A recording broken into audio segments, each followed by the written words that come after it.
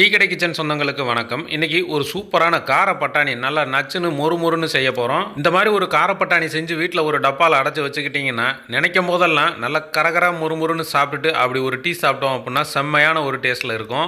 வணக்கம். நீங்கள் நம்ம டீ கடை கிச்சனில் கார பட்டாணி மசாலா பட்டாணி தான் செய்ய போகிறோம். அந்த மசாலா பட்டாணி நம்ம கடையில் வாங்கி சாப்பிட்ருப்போம். ஆனால் எப்படி பொரிக்கிறது வைக்கிறது அப்படின்றது தான் நம்ம கொஞ்சம் டவுட்டாகவே இருக்கும். அந்த டவுட்டெல்லாம் கிளியர் பண்ணுற அளவுக்கு இன்றைக்கி நம்ம பச்சை பட்டாணியில் தான் அது செய்ய போகிறோம். பச்சை பட்டாணி 1/2 கிலோ எடுத்திருக்கோம். 1/2 கிலோ எடுத்துட்டு ஒரு நாள் நைட்டு ஊற வச்சுருக்கோம். அதாவது 8 மணி நேரத்துலேருந்து 10 மணி நேரம் குறையாமல் நல்லா ஊறிடணும். இப்போ நல்லா நமக்கு ஊறிடுச்சு. இப்போ இதை 2-3 தடவை கழுவி எடுத்துகிட்டு வந்துடலாம். அலசி எடுத்துகிட்டு வந்த பட்டாணியை நம்ம தண்ணியை பூரா வடிகட்டிக்கலாம். இன்றைக்கி 1/2 கிலோ எடுத்திருக்கேன். 1/2 கிலோ நம்ம வாங்கி பண்ணும்போது தான் நமக்கு ஒரு டப்பாவில் போட்டு வச்சு கொஞ்சம் கொஞ்சமாக சாப்பிட்றதுக்கு சரியாக இருக்கும். 1/4 கிலோன்னா ரொம்ப கொஞ்சமாக இருக்கும். அதுக்காக தான் நம்ம இன்றைக்கி 1/2 கிலோவில் பண்ணுறோம். தண்ணியை பூரா நல்லா வடிகட்டிட்டு இப்போ ஒரு காட்டன் துணியை நல்லா விரிச்சிடணும். விரிச்சிட்டு நம்ம வடிகட்டி வச்சுருக்கக்கூடிய அந்த பட்டாணியை பூரா அதில் போட்டு நல்லா உலர விடணும். தண்ணி இல்லாத அளவுக்கு உலர விடணும். அந்த ஈரப்பதம் கொஞ்சம் கூட இருக்கக்கூடாது. அதுக்காக 15 நிமிஷத்துக்கு நல்லா உலர விடணும். இது நல்லா அப்படியே உணர்ந்து வரட்டும்.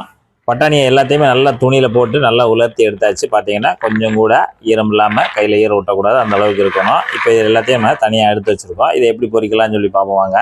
இப்போ பட்டாணியை பொரிக்கிறதுக்கு இந்த கடாயில் தேவையான அளவு எண்ணெய் சேர்த்துருக்கோம். எண்ணெய் சூடாகிட்டு இருக்கு. சூடாகிட்டு இருக்கிற நேரத்தில் இன்றைக்கி இது வெடிக்காமல் இருக்கிறதுக்கும் ஒரு டேஸ்ட்டாக இருக்கிறதுக்கும் இப்போ எண்ணெயிலே நம்ம உப்பு சேர்க்குறோம். 1 டீஸ்பூன் தூள் உப்பு சேர்க்குறோம்.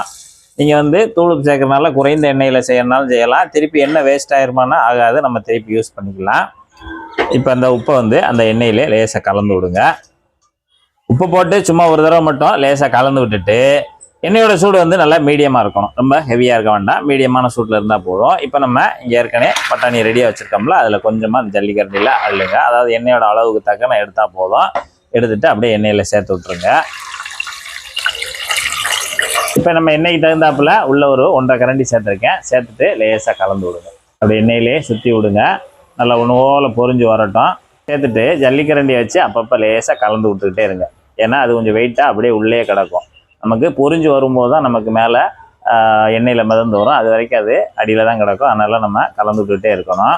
மீடியமான ஹீட்டில் வச்சுட்டு நல்லா கலந்து விட்டுட்டு ஒரு மூடி போட்டுருங்க. இது போல் ஒரு மூடி போட்டு முழுமையாக மூட வேண்டாம், லேசாக கொஞ்சம் தெரிகிற மாதிரி மூடிடுங்க. எதுக்கு அப்படின்னா பட்டாணி லேசாக நமக்கு 1-2 டப்புன்னு எண்ணெயில் தெரிக்கும், வெடிக்கும். அது நம்ம மூஞ்சியில் அடிச்சிடக்கூடாது, எண்ணெய் தெரிச்சிடக்கூடாதுன்றதுக்காக லேசாக ஒரு மூடியை போட்டு வச்சுருங்க.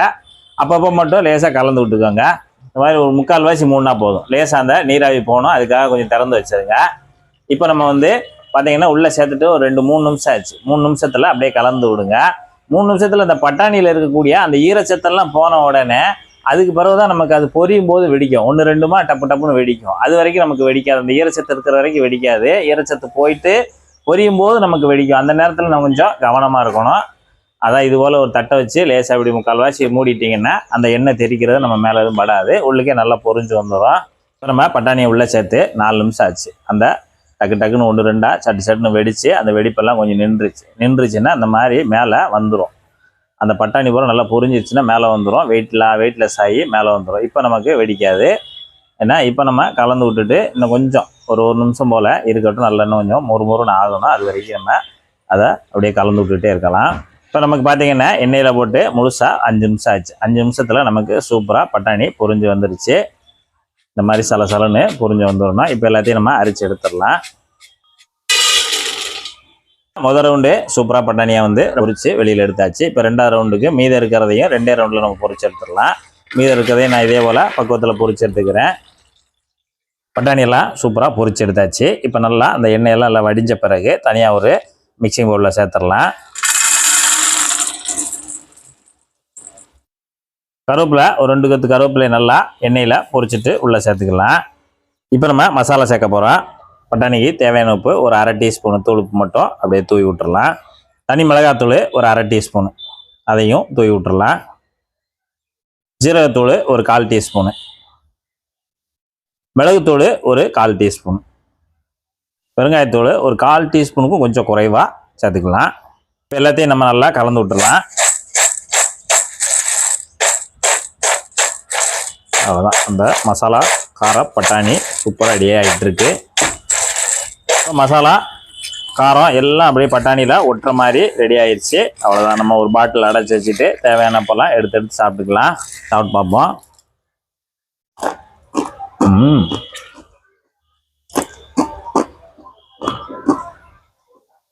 அதெல்லாம் மொறு சூப்பராக இருக்குது. மசாலா போட்டு ரொம்ப அருமையாக இருக்குது. பட்டாணி பறிக்கும் போது ரொம்ப கவனமாக இருக்கணும். ஒரே ஒரு ரிஸ்க் என்ன அப்படின்னா, கரெக்டாக அந்த பொரிஞ்சு வர டயத்தில் நமக்கு 1-2 வெடிச்சு வரும்.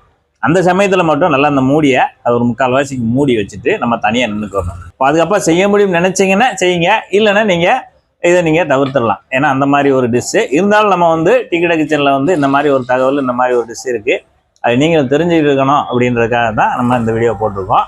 இதே போல் நீங்களும் செய்து சாப்பிட முடிஞ்சவங்க சாப்பிடுங்க, இல்லைன்னா கடையில் வாங்கி சாப்பிடுங்க. நன்றி, வணக்கம்.